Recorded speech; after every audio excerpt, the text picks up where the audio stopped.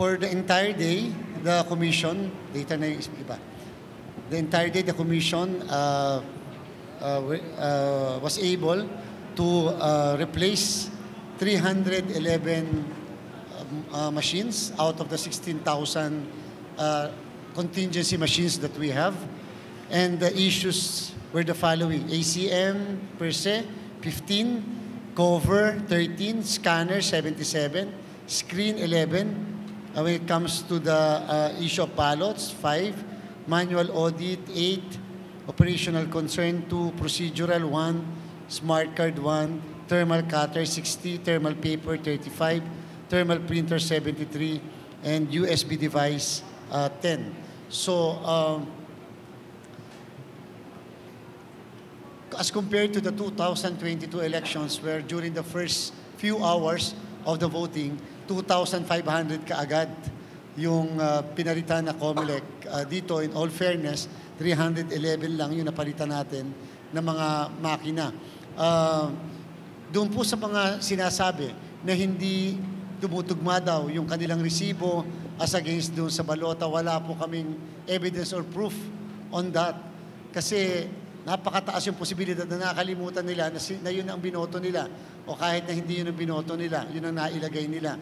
Because wala naman sila maipakita, simply because wala naman pictures yung mismong resibo, dahil bawal nga po mag-picture ng resibo. Yung iba na nakikita namin sa social media ay nagpapakita na ito rin yung mga binoto nila, yung mga sample ballot nila, bakit daw yun hindi lumabas sa kanilang balot, sa kanilang resibo.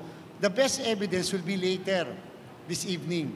Kasi later this evening, makikita natin yung mga ballot yung mga ballot picture images, kasi meron tayong ballot review.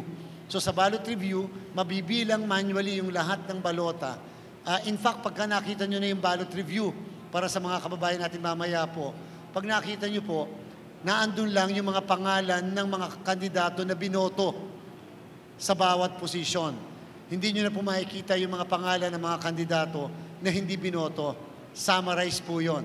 So, yan po ang isa sa makikita natin. At the same time, makikita rin po natin, yun po yung per ballot.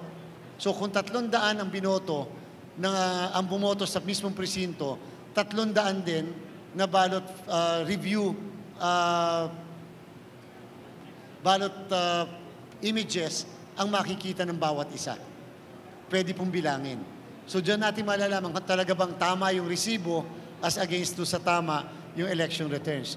Again, for your information, ang NAMFREL at PPCRB, inauthorize ng COMELEC na i-capture ang ballot images, ang QR code ng resibo.